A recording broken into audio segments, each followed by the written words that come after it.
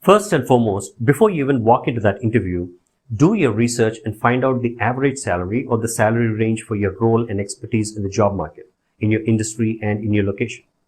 This groundwork is important as it equips you with a benchmark to negotiate against. Else, you'll not have a basis to negotiate. You'll only have to be at the mercy of the hiring manager. One way to do that research is to look up websites and platforms like Glassdoor, Payscale, Indeed, Naukri, Monster, Salary.com, and LinkedIn Salary. Another source could be the recruiters. Just answer those calls from the recruiters. They know what people with your experience and expertise are worth and use it to your advantage. The next time a recruiter reaches out to you, engage in a conversation about the position's responsibilities and pay. And once you know the average or the range for your expertise, decide on the number or a range that you believe you're worth. And in this process, ditch your current salary. A common mistake candidates often make is equating their worth to their present salary. That yardstick is by no means an effective approach. I know almost every HR manager starts first with their current salary to decide the increment they should offer you. But know that it's not fair if they're taking advantage of the fact that your current salary is low. It rather has to be based on your track record and the value you can bring to the table. Next, negotiate salary in the end, not during the interview process. Once you've decided the compensation you believe you merit, keep it in your back pocket. Don't reveal it upfront. If the employer asks you salary expectations, tell them that you would prefer to discuss this matter after gaining a good understanding of the job responsibilities and the expectations. Have the salary discussion put off for later if you can. If they insist, politely tell them that it's negotiable. They have the right to think that they can negotiate you down, but you know that it means you can negotiate them up. But if they still compel you, saying that it's mandatory, it's their process, etc., then don't divulge what is in your mind.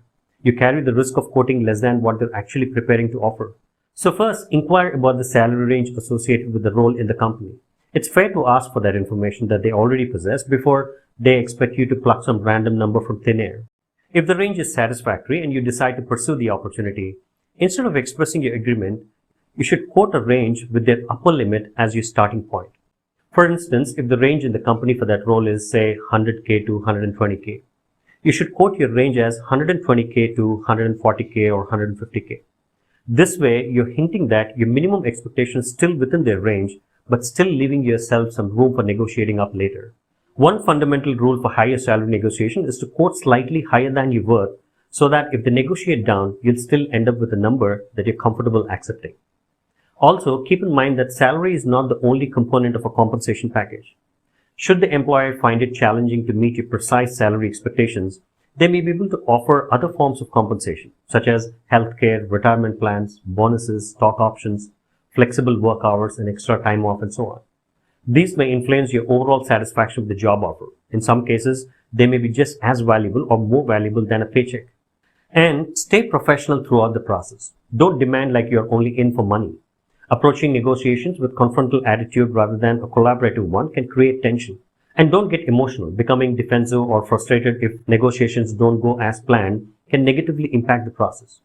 Instead, express gratitude. Even if you end up declining the offer, it is important to do so in a friendly and professional manner. After all, you never know what opportunities they may have available for you in the future. And if you have to, be ready to walk away. Unless you don't have a choice, unless you don't have any other offer in hand and you badly want the job, it's okay to walk away if the salary is clearly not aligned with your expectations. It's perfectly okay to prioritize your long-term objectives over immediate concessions. It's going to make a significant difference in the long run. For example, you have done your research and set your salary goal as, say, 100K, but they offered you only 80K. Then your negotiation can sound something like this, be it in a response to an email or on the phone. Hi, Miss Mary. Thank you very much for presenting me with the offer and considering me for the digital marketing manager position. I'm truly honored to be selected for this exciting position. Before I formally accept the offer, I would like to discuss the proposed compensation. As communicated during my interactions with the hiring manager, my extensive background includes over 10 years of experience in digital marketing, with the last 4 years dedicated to leadership roles. Notably, in my recent capacity, I orchestrated a strategy that translated into an impressive 30% year-on-year surge in the marketing-driven leads. Moreover, I have been instrumental in securing a substantial 25% upswing in annual revenue. Given my established track record and specialized expertise, I'm targeting an annual salary in the range of 100,000 to 120,000. While I acknowledge your offer of 80,000, my aspirations are rooted in this range to ensure mutual benefit. With confidence, I foresee the ability to make a significant contribution to your company's growth trajectory. My background in digital marketing, particularly within the e-commerce sector, positions me to contribute effectively towards the company goals. I'm very excited about the prospect of joining your team and actively contributing to your continued success. I respectfully request that you consider a revision of the offer to align with my salary expectations. Thank you once again for considering me for this important role. I'm keen on the next steps in this exciting journey with you. There you have it, guys, and I hope that helped. Remember, salary negotiation is a normal part of the hiring process, and most employers expect candidates to engage in it. So be confident, know your worth, and be willing to discuss your salary based on your skills and the market value for the position. Alright? So that was it for the video, guys. If you found these tips helpful, don't forget to hit the like button and subscribe for more videos on interviewing tips and on advancing your career. Until next time, keep learning and keep rocking. Bye now.